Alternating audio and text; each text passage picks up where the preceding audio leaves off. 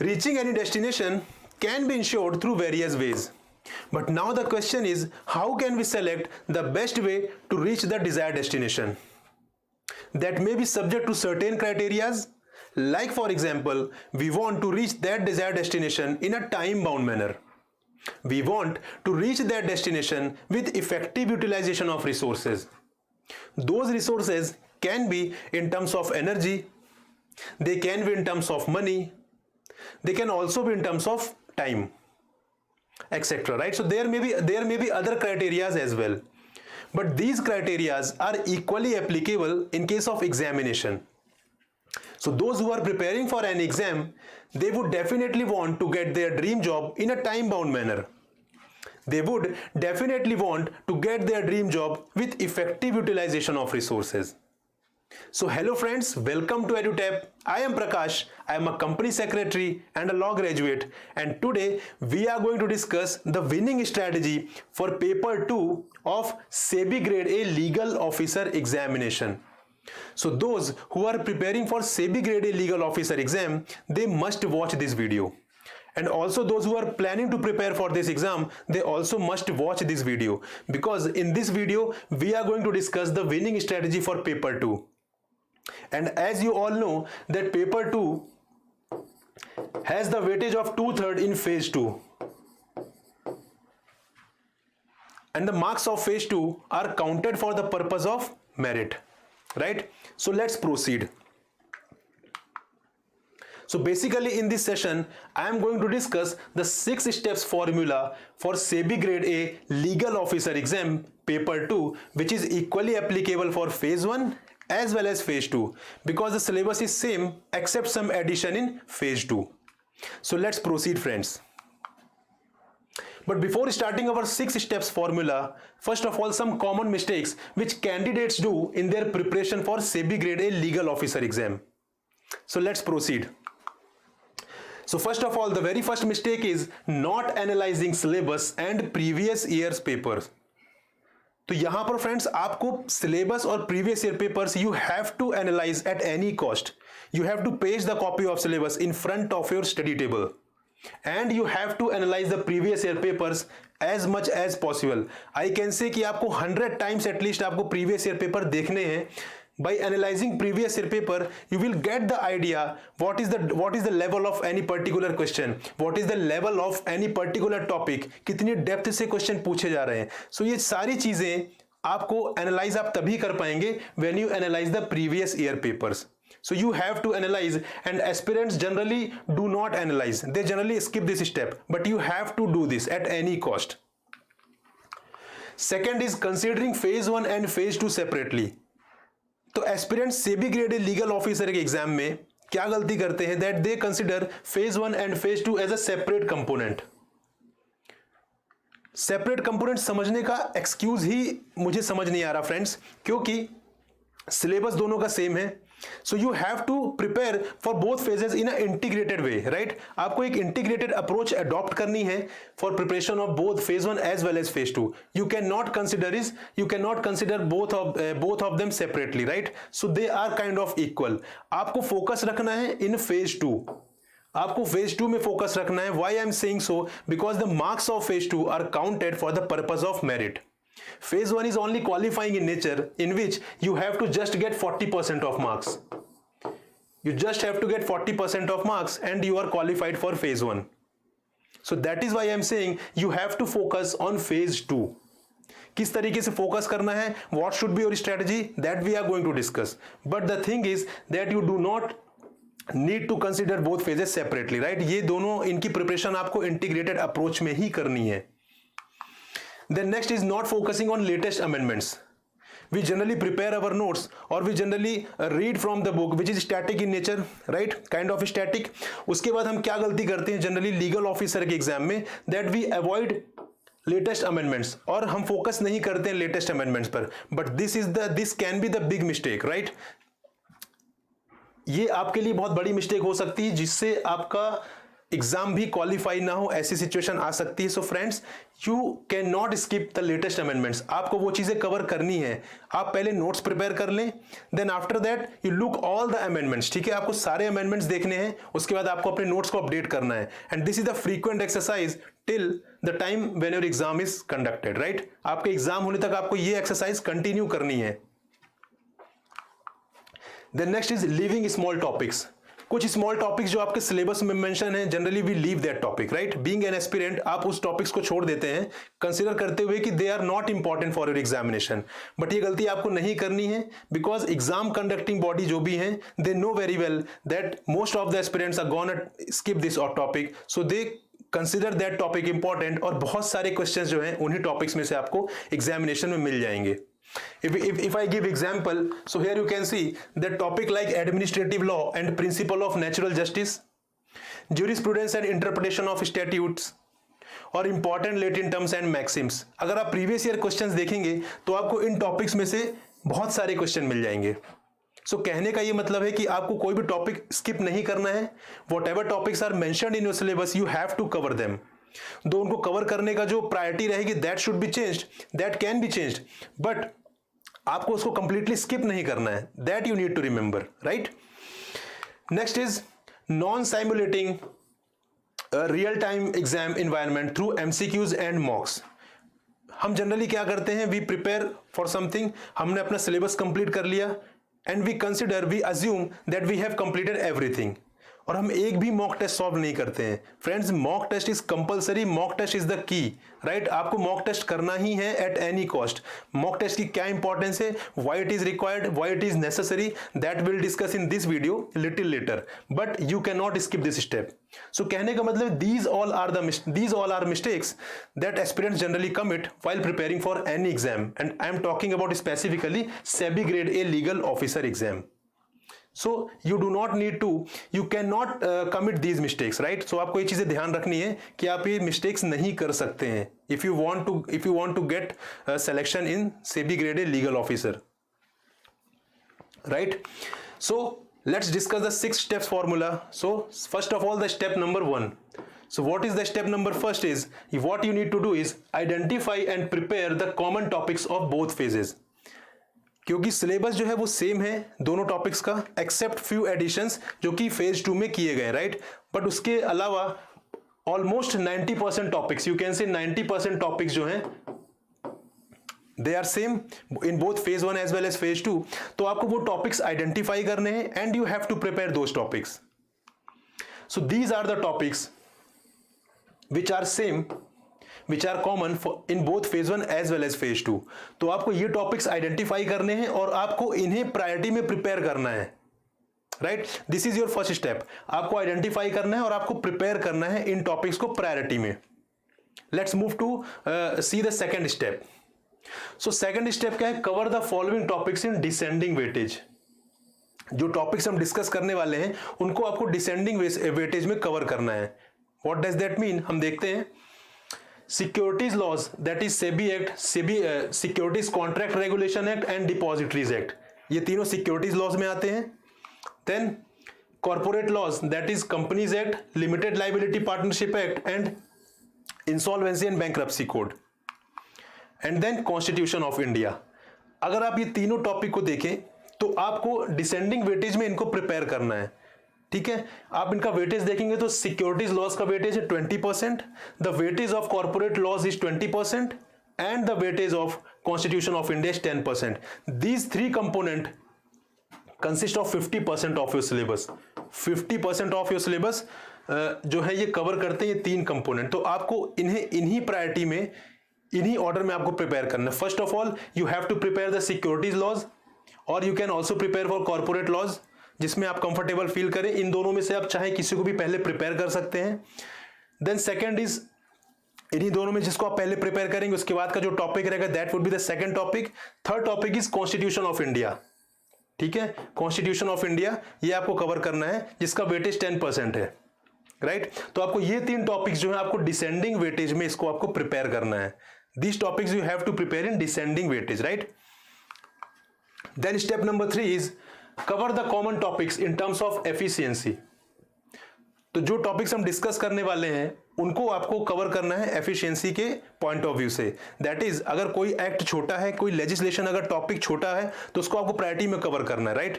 हम देखते हैं उसका example. So administrative law plus principle of natural justice, jurisprudence and interpretation of statutes, important Latin terms and Maxim's, ये वाला जो कंपोनेंट है इनका वेटेज है 10%। इस कंपोनेंट में बहुत ज्यादा कुछ है नहीं आपको कवर करने के लिए, so you cover it first, right. So आपका 10% जो वेटेज है वो आप कवर कर लेंगे। Next is Indian contract act, Indian partnership act and specific relief act. इनका जो वेटेज है, these all weightage are assigned as per phase 2, ठीक है। ये फेज 2 के अकॉर्डिंग ये वेटेज यहां पर मेंशन्ड है, because phase 1 is qualifying in nature. So हमें फोकस क्या करना है फेज 2 के लिए। फेज 1 ऑटोमेटिकली प्रिपेयर हो जाएगा because syllabus is common, right. So we have to focus on phase 2 because the marks are counted for phase 2, right. जो phase 2 के मार्क्स हैं वो ही काउंटेड होते हैं for the purpose of merit. So that is why we are focusing on phase 2 itself. If you have prepared phase 2 very well, then automatically you can qualify in phase 1 itself. So उसके बाद आपको Indian contract act, Indian partnership act and specific relief act आपको cover करना है. ये वाला जो black में यहाँ पे हाईलाइटेड है, इसको ये फेज 2 स्पेसिफिक टॉपिक है which is not the part of phase 1 syllabus. तो आप इसको यहाँ पर नहीं कवर करेंगे, आप यहाँ पर only you will cover Indian contract act and specific relief act. Then after this you have to cover law of torts, consumer protection act, arbitration and conciliation, transfer of property act and law of torts. ये हैं, इनका weightage है 15%. But in this category you do not need to prepare law of trust in priority, right. तो आपको law of trust के अलावा इस component में जो भी टॉपिक्स मेंशन है that you have to prepare because they are common for both phase 1 as well as phase 2. तो आपको यहाँ पर लॉ ऑफ ट्रस्ट अभी आपको स्किप करना है. Firstly you have to prepare these topics. And friend remember one more thing, कुछ topics ऐसे हैं जिनका कुछ पार्ट फेज 1 में है और रिमेनिंग पार्ट फेज 2 में कवर किया गया है. बट आपको क्या करना है, when ever you start a particular topic, so in that case suppose for example you start with the companies act. So companies act के कुछ कंपोनेंट है जो सिर्फ फेज 1 में ही है और कुछ कंपोनेंट है जो सिर्फ फेज 2 में ऐड किए गए हैं और रिमेनिंग ये वाले फेज 1 में भी है. सो इन दैट केस आपको इंटायरिटी में कवर करना है, right, because we are focusing on phase 2. So whenever you start your companies act, cover it in its entirety. ठीक है, आपको पूरे कवर करना है, आपको सिर्फ फेज 1 स्पेसिफिक नहीं करना है. You can prepare your notes, you can separate that notes in terms of phase 2 और phase 1, but आपको एक ही you have to prepare that particular legislation in one go. ठीक है, ऐसा नहीं करना है कि आपने phase 1 का topic you prepare and you leave the topics of phase 2. ऐसा नहीं करना है. You have to prepare any legislation in its entirety. I hope you got the point.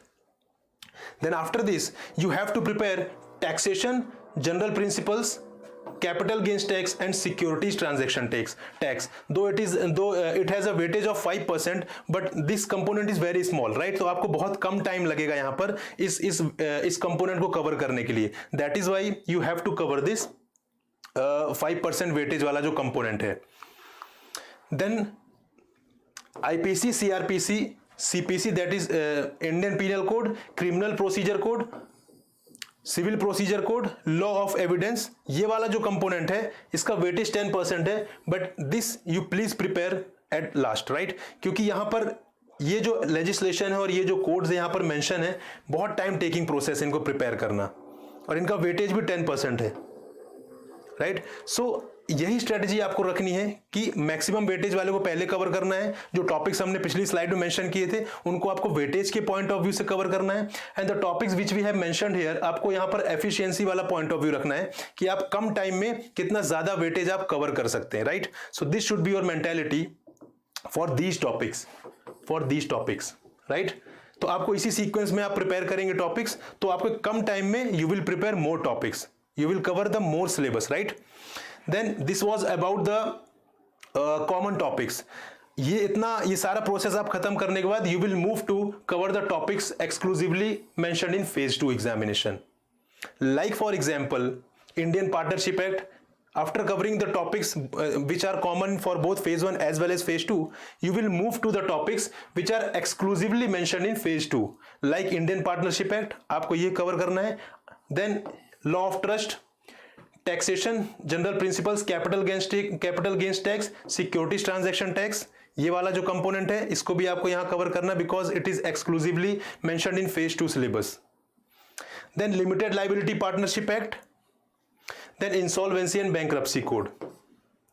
तो आपको ये कवर करना है. आप इनको किसी भी प्रायोरिटी में कवर कर सकते हैं in which you are comfortable. इनको आप किसी प्रायोरिटी में कवर कर सकते हैं, right. But after covering the common syllabus ही उसके बाद आपको ये टॉपिक्स कवर करने हैं. This you please remember. Then let's move to step 5. So step 5 क्या है? Keep updating the notes with latest amendments. This is very much necessary. हम generally notes prepare कर लेते हैं, but we skip the amendments that we cannot do for this examination because amendments are very much necessary for this exam. They are very important. Questions are directly asked from the latest amendments, right? So आपको skip नहीं करना. You have to focus on amendments. कब तक आपको amendments देखने हैं? जब तक आपका exam conduct नहीं हो जाता है.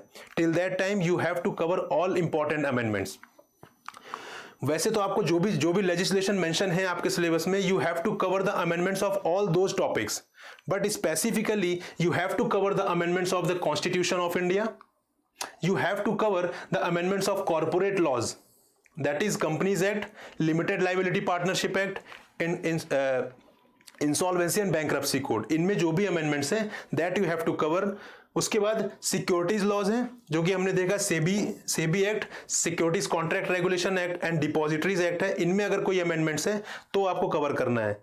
आई अगेन रिपीट फ्रेंड्स कि आपको सारे टॉपिक्स के जो भी अमेंडमेंट्स है that you have to cover, but specifically आपको यहां पर फोकस रखना है because questions are directly asked from the amendment of these topics, right. If there are amendments in these topics in these legislations then they can be asked in your examination, so you have to focus that.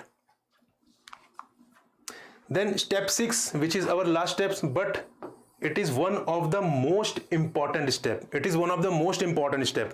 You have prepared very well, right? आपने सारे topics you have covered, but आप उसको check कैसे करेंगे whether you have covered it or not properly, whether you have covered from the examination point of view or not, whether you have covered in its relevance or not. तो ये सारी चीजें आप कैसे check करेंगे?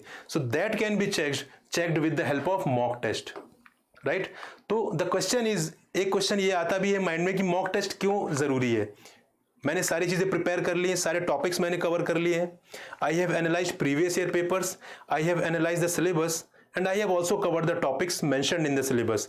Then what is the need of having mock test और solving mock test?